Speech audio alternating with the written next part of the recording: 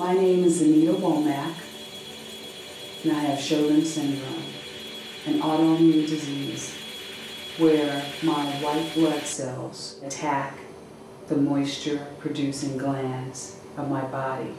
The hallmark symptoms are dry eyes and dry mouth. It can affect any part of my body. Hey, girl, how you doing?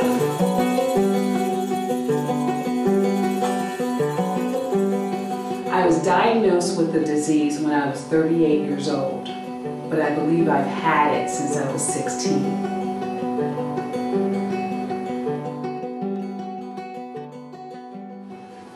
I went to the specialist, the rheumatologist, and I'm in Washington, D.C.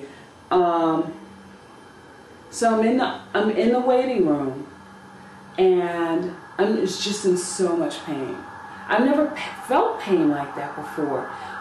Usually when people are in pain, it's a very isolated area. But with this, it's your entire body can just ache.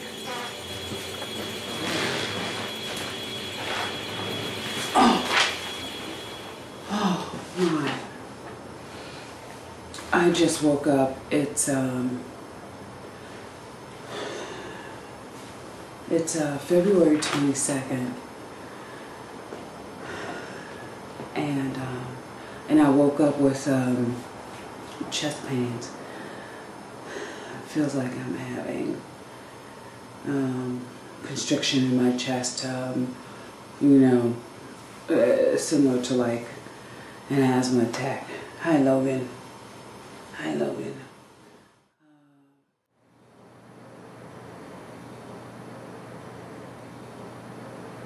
I don't care how much I drink, I'm just always thirsty. Every single year they have tested me for diabetes, and it always comes back negative. And no one thought to go beyond that. I mean, and that's one of the main side effects of this disease.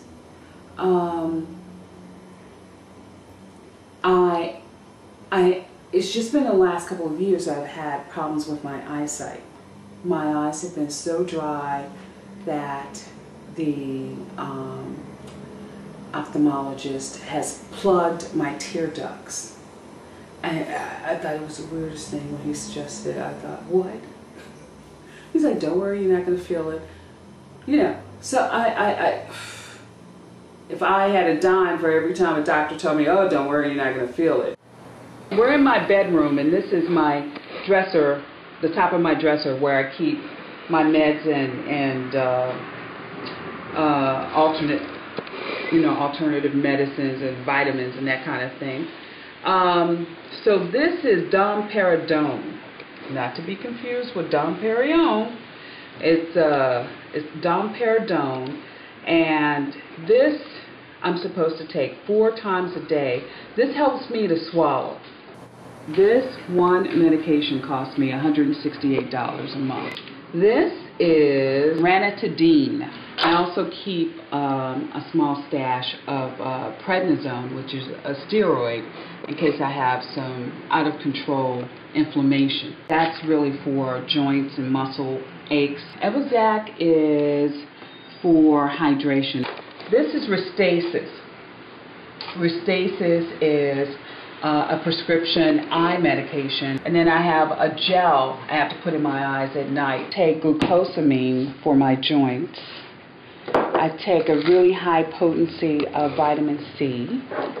I take lysine. I take calcium, magnesium, and D. I take omega-3 fish oil. I had previously had at least 10 medications I was taking at one time, and the toxicity of that really concerned me. So that's my stash.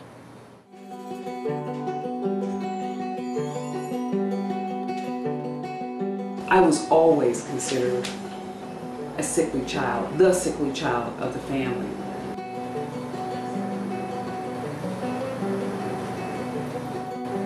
When you grow up and and you have so much illness that you just kind of take a lot of things for granted, and you kind of roll with the punches, and you realize that you use up more sick days than most people that you work with.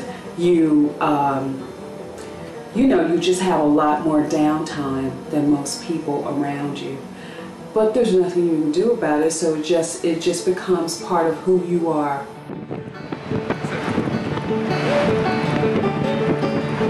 Oh, this is great. Perfect footage. Should zoom in. Yeah, I'm going to zoom in for this.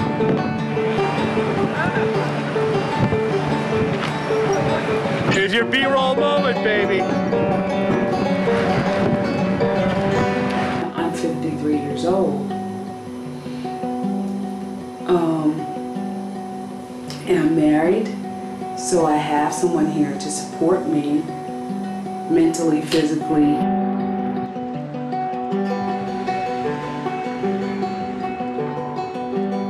Fritz and I met walking dogs in Prospect Park.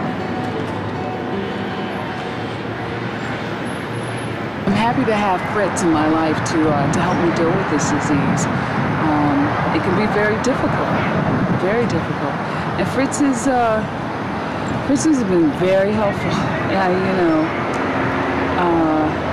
He understands that there are some days I physically can't do certain things, and